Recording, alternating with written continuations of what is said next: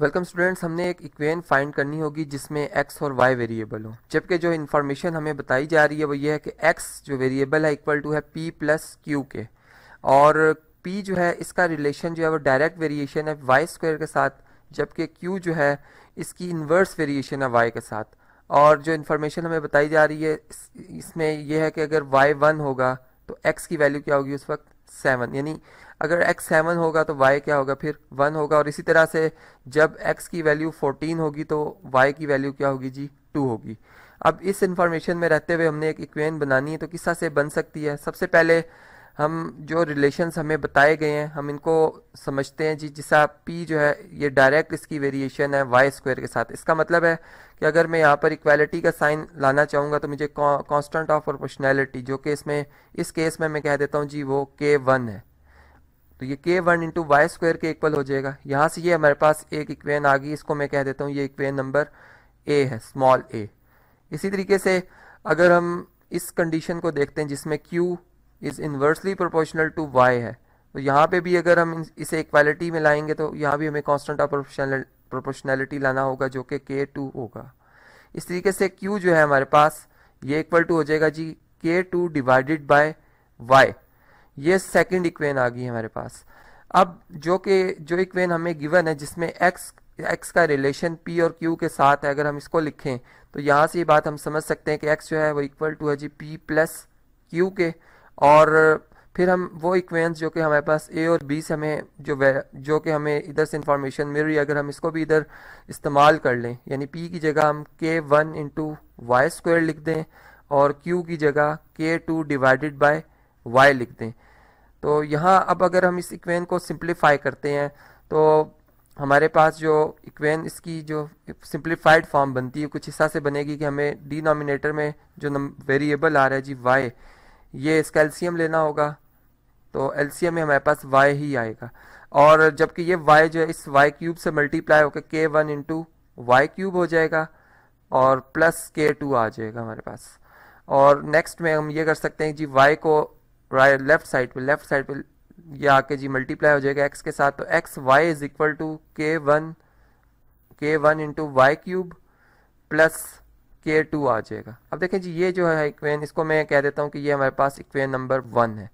और अब जो हमें ये कंडीशन बताई जा रही थी कि x 7 है, y उस वक्त क्या होगा जी y 1 होगा, तो इस कंडीशन को अगर हम इधर इस्तेमाल करें तो x की जगह जहाँ पे x आ रहा है उसकी जगह हम 7 लिखेंगे और जहाँ पे y आ रहा है उसकी जगह हम क्या लिखेंगे जी 1 लिखेंगे। इसी तरह से जहाँ जहाँ पे अब हमारे पास y आ रहा है इसकी जगह हमने क्या लिखना है जी 1, यहाँ पे 1 का क्यूब आ जाएगा। और बाकी जो हमारे पास कांस्टेंट ऑफ प्रोपोर्शनैलिटी है यानी k1 k2 ये अपनी जगह पे एज इट इज़ रहेंगे। और अगर हम इनकी वैल्यू यहाँ से फाइंड आउट करना चाहें तो इस तरह से होगी जी 7 1 7, 1 क्यूब 1 के इक्वल है, 1 इंटू k1 आ जाएगा प्लस k2। ये एक हमारे पास इक्वेशन आ गई जिसे हम इक्वेशन नंबर 2 से जो है वो रिप्रेजेंट कर सकते हैं। इसी तरह हमारे पास एक और इक्वेशन भी आ सकती है, और वो कौन सी हो सकती है जी, वो ये हो सकती है कि अगर हम y की जगह अब सब्सटीट्यूट कर लें 2 को और x की जगह 14 को, तो इनको मैंने ब्लॉक में लिख दिया इस तरह से ताकि हम इस पर जब हम इसको इस्तेमाल करें इन वैल्यूज़ को तो हमें याद रहे। देखें जी अब हमने इक्वेशन 1 ही इसमें अब हमने इस इन वैल्यूज़ को यूज़ करना है। तो x जहाँ पे x आ रहा है उसकी जगह अब हमने क्या लिख देना है जी 14, यहाँ पे 14 आएगा, और जहाँ पे y आ रहा है उसकी जगह हम लिखेंगे 2। इसी तरीके से यहाँ भी हमारे पास k1 इंटू वाई, और y क्या जी 2 है, इसका क्या आएगा जी क्यूब आएगा और प्लस k2। ये जी हमारे पास अब इक्वेशन नंबर 1 की फॉर्म बन चुकी है। और अगर हम इसको सिंप्लीफाइड करते हैं तो 14 2s आर 28 आ जाएगा, जबकि 2 क्यूब 8 के इक्वल है, यहाँ पर आ जाएगा 8 इंटू k1 प्लस k2।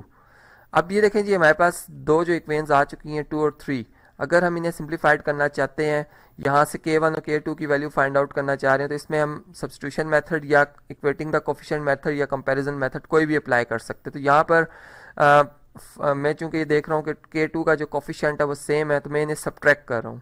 मैं इस से लिख रहा हूँ जी कि इक्वेशन नंबर जो हमारे पास 3 है इसमें से मैं माइनस कर रहा हूँ जी इक्वेशन नंबर 2। ठीक, तो आफ्टर सब्ट्रैक्शन जो हमारे पास रिजल्ट आएगा वो कुछ इस तरह से होगा कि ये बात हम जानते हैं कि टोटल लेफ्ट साइड जो है वो लेफ्ट साइड से कैंसिल होती हैं या सब्ट्रैक्ट होती हैं, तो यहाँ पर 28 डिफरेंस 7 आएगा।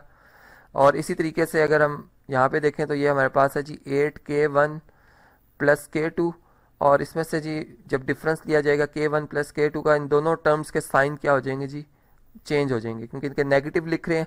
यहाँ से k2 से कैंसिल हो जाएगा, जबकि यहाँ पे अगर आप देखें तो 28 डिफरेंस 7 ये 21 आ रहा है, और 8k1 में 1 के सब्ट्रैक्ट कर लें 7 आता है, और 7 से अगर हम बोथ साइड पर डिवाइड करते हैं तो हमारे पास जो जवाब आ रहा है जी यहाँ पर 3 आ रहा है। तो k1 की जो वैल्यू आ रही है हमारे पास वो आ रही है जी 3।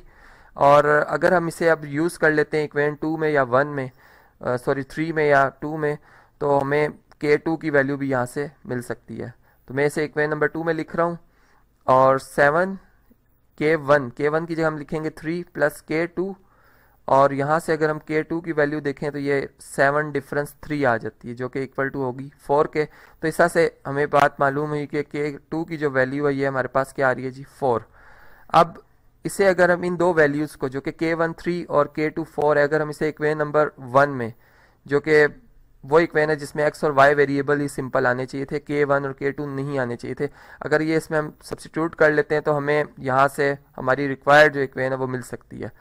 तो इस तरीके से जी यहाँ पर मैं इसी इक्वेशन को एक दफ़ा दोबारा लिखूँगा, या यहीं से चलें इसको कॉपी करते हैं जी, यहाँ से इसको कॉपी करके यहाँ से और फिर इसकी वैल्यूज़ इसमें हम दर्ज कर लेंगे।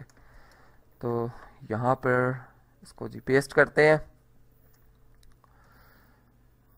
ये जी हमारी इक्वेशन है, और इसमें x और y की वैल्यू हमने लिखनी है x y as it is. k1 की जगह हम लिखेंगे जी 3 इंटू वाई क्यूब, और प्लस k4 की जगह हम लिख देंगे k2 की जगह लिख देंगे 4। तो ये जी हमारी रिक्वायर्ड इक्वेशन है जिसमें कि x और y वेरिएबल ही शामिल हैं।